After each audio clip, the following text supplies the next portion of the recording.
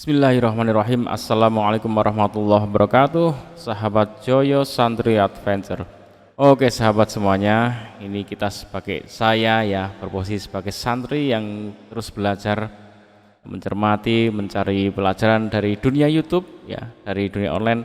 Banyak sekali sumber-sumber yang bisa kita ambil dan kita tetap harus menerapkan asas waspada, hati-hati, cermat ya. Nah, di channel Janggiri Channel ini saya pernah menyampaikan di konten sebelumnya, saya sangat salut dan mencerahkan ya. Tapi kita harus terbuka, kita harus balance ya, kita harus tidak terus apa yang disampaikan di channel ini terus semuanya diterima begitu saja. Kita tetap ada asas mempertimbangkannya. Nah, di konten ini ya, ini membahas surat Al-Fatihah. Nah, ini saya sih oke-oke saja ya, dari Bismillahirrahmanirrahim, Alhamdulillahirabbil alamin, Arrahmanirrahim, Maliki yaumiddin, Iyyaka na'budu wa iyyaka nasta'in. Nah, mulai membahas ihdinas shiratal mustaqim. Ini saya mulai bertanya-tanya, kira-kira ini menafsirkannya pakai tafsir, pakai ilmu kitab tafsir atau hanya pakai penafsiran penalaran sendiri. Nah, ini saya mulai mempermasalahkan ini.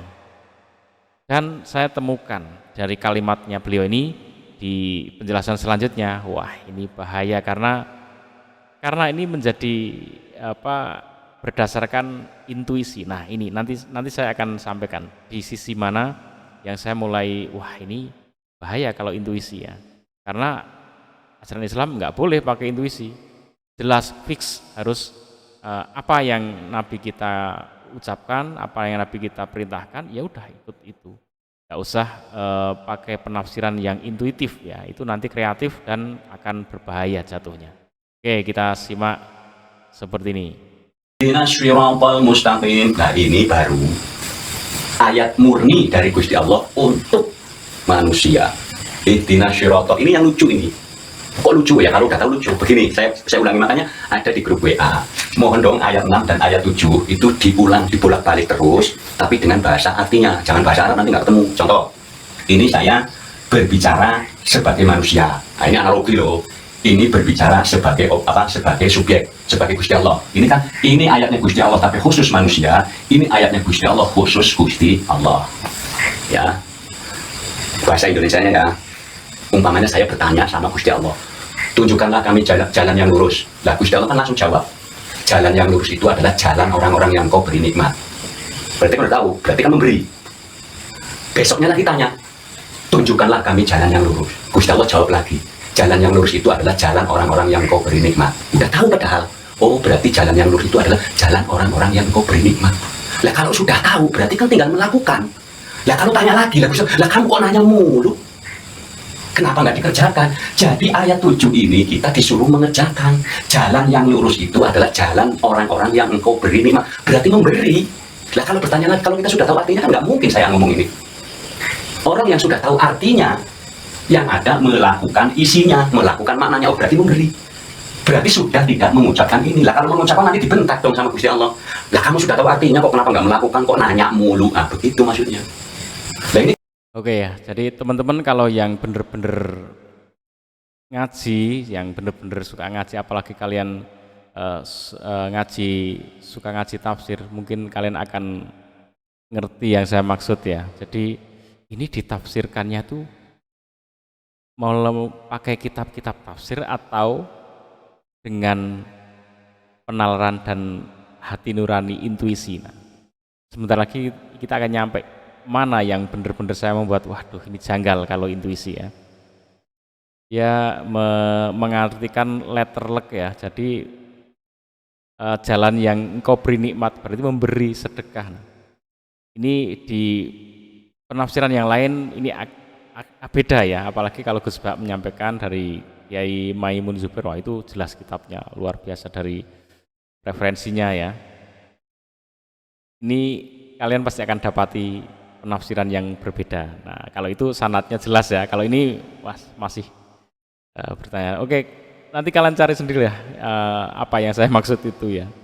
Ini penafsirannya pakai tafsir, ilmu tafsir, kitab tafsir beneran atau enggak. Nurnya sudah ada kalau konsep sudah dibuang. Kalau konsep kita masih ada di dalam jiwa kita, nur tidak akan mampu nembus konsep.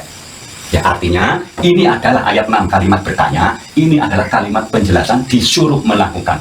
Ghairil maghdubi alaihim waladhdallin. Intisarinya adalah bukan jalan yang membenci, maksudnya begitu loh, bukan jalan yang sesat, bukan jalan yang jelek, maksudnya begitu doang. Jadi artinya jalan yang lurus adalah jalan orang-orang yang engkau beri nikmat. Lihat cara ingin kembali kepada huruf nun, bahwa nun itu adalah nur, ini sangat amat berat, perlu proses. Prosesnya selalu ya,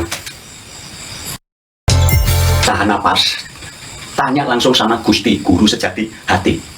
Apa yang selama ini ganjil, membingungkan, tanya langsung sama Gusti Allah. Tapi syarat konsep harus dibuang. Titik yang di luar ini harus bisa pindah ke dalam. Artinya kita bisa peka menerima kalam. Di luar itu artinya kita mendapatkan ilmu dari luar kita. Ini makanya di luar, titiknya di luar itu artinya kita selama ini mendapatkan ilmu dari seseorang A, B, C, D sampai Z, masuk ke dalam intuisi atau ke dalam jiwa, sehingga nur mau masuk itu berat. Sebenarnya nurnya nggak berat, kitanya yang menerima nggak peka karena masih dipenuhi oleh konsep kata si A, kata si B, kata si A, kata si B mohon dilepas, mohon dihilangkan, harus kata Gusti. Gusti itu guru sejati, adanya lewat nur. Nur itu adanya di hati, di dalam hati ada permata, makanya nanti percaya itu kalam masuk. Kalam itu apa? Biasanya terjadi kayak orang bertanya sendiri, jawab sendiri, tanya sendiri, jawab sendiri terus. Bagaimana cara cara untuk bahasanya ini ya, agar kita tahu itu kalam.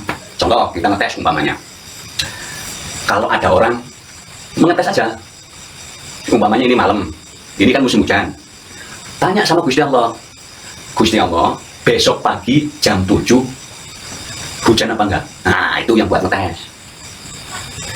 Kalau di sini jawabannya iya, terus benar terjadi jam 7 pagi hujan, berarti itu kalam terekam oleh kita, kalam itu terbaca oleh kita, berarti kita sudah peka. Kalau pas kita tanya, Gusti Allah besok pagi jam 7 hujan enggak? Jawabannya di sini iya hujan umpamanya, tapi buktinya besok pagi kok enggak hujan, berarti kalam kita masih tertutup konsep. Itu cara-cara membuktikannya ya, karena ini kan lagi musim hujan, jamnya enggak tentu. Jadi belajar untuk mengontrol kalam, ya belajar untuk mengontrol kalam.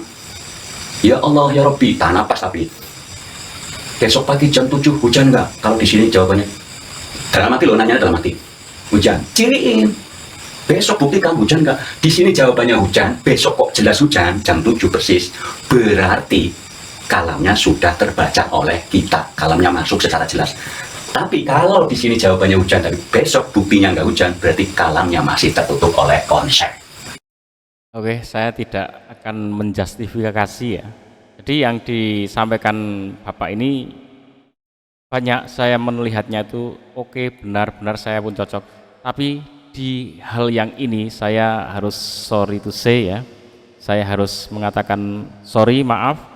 Karena kalau berdasarkan guru sejati tadi, tanya hati nurani, itu nggak bisa kalau dalam ajaran agama ya. Ajaran agama Islam itu fix. Kalau mau melakukan tuh ya apa yang Nabi kita perintahkan lewat contoh, lewat ucapan atau lewat perilaku ya yang direkod oleh para sahabat dan pengikutnya. Oh, Nabi melakukan ini, ya itu yang kita contoh. Kemudian Nabi mengatakan ini enggak boleh, ini sunnah, ini wajib, ya, ini larangan, ini perintah. Itu yang dilakukan ya. Jadi tidak ada tanya ke intuisi, ini yang benar mana, tanya ke diri sendiri.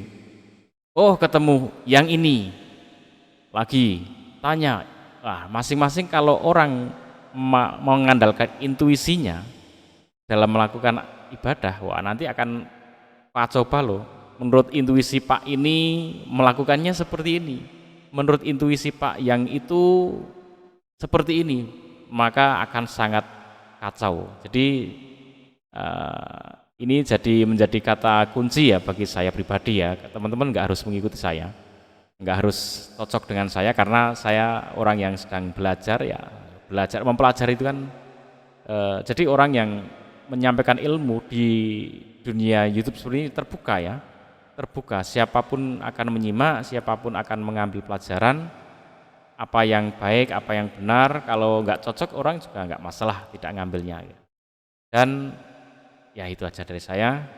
Semoga kita tetap bisa mencari ilmu dengan baik, dengan benar, dan Allah tetap membimbing kita, tetap eh, mengarahkan kita pada jalan yang benar. Bisa loh, kita itu ketemu guru yang misalkan ini ya, guru itu adalah guru yang sesat, tapi muridnya mendapat petunjuk, sangat memungkinkan. Ya, karena muridnya lugu, nggak ngerti kalau gurunya sesat ya. Akhirnya dia lakukan, ketemu Allah bener gitu. Dia bener-bener dekat dengan Allah, dia bener-bener beribadah dengan baik kepada Allah.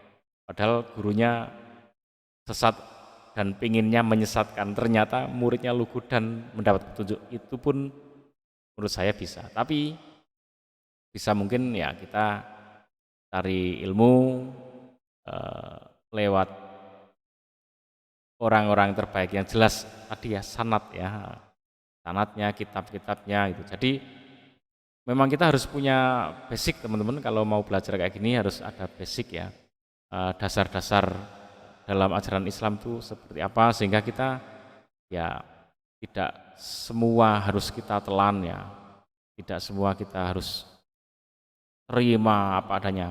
Sekali kita menerima kebenaran terus semuanya yang diucapkan orang itu benar, itu juga tidak. Karena sekali lagi manusia ya, manusia itu bisa salah ya, bisa salah dan bisa benar. Jadi bisa jadi yang diucapkan di suatu ketika itu benar dan di suatu ketika juga salah. Tapi kalau itu konsisten, wah ini juga kita bisa berhati-hati. Oh, berarti ada kata kunci yang bisa kita pegang dari seseorang itu. Oh, dia mengucapkan yang enggak ada standarnya ya. Di dalam Islam standarnya enggak jelas ya. Kita tetap harus hati-hati. Oke teman-teman, ikuti terus Joyo Santri Adventure. Mari kita belajar bersama-sama bareng-bareng. Assalamualaikum warahmatullahi wabarakatuh.